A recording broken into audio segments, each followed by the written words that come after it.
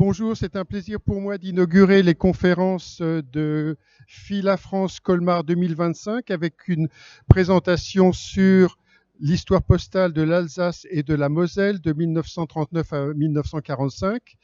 Et c'est un plaisir de le faire devant un auditoire de qualité. L'Alsace et la Moselle ont une histoire bien particulière, en particulier durant la Deuxième Guerre mondiale, et c'est ce que je vais illustrer par ma conférence de cet après-midi. Tout d'abord, un petit rappel historique. Vous savez bien que la Deuxième Guerre mondiale avait été déclarée le 3 septembre 1939 et déjà à cette date, l'impact avait été majeur sur la population alsacienne et mosellane puisque la bande de 20 km qui séparait les terres de la frontière avait été soumise à un protocole d'évacuation qui avait été prévu par le ministère des Armées et le ministère de l'Intérieur depuis de nombreuses années. Donc, durant cette période de début septembre 1939, environ 450 000 Alsaciens et Mosellans doivent quitter leur logement, doivent quitter tous leurs biens et partir être hébergés dans de nombreuses communes du sud-ouest où ils passeront toute la période de la drôle de guerre jusqu'à l'épisode de l'armistice en mai 1940.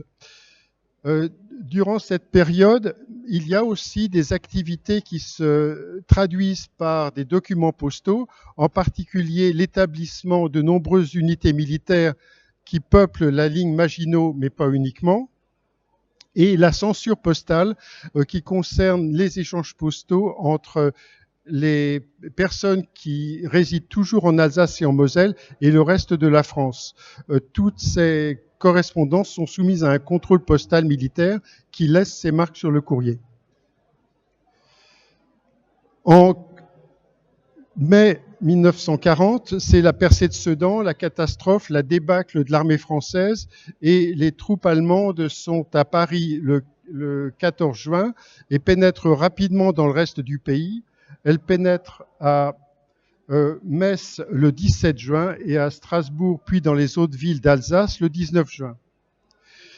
Immédiatement, lors de cette entrée des Allemands en Alsace et en Moselle, ces trois départements sont mis sous contrôle immédiat de l'administration allemande et de l'administration nazie. Les préfets sont emprisonnés et remplacés par des personnes qu'on appelle les Gauleiter, on appellerait ça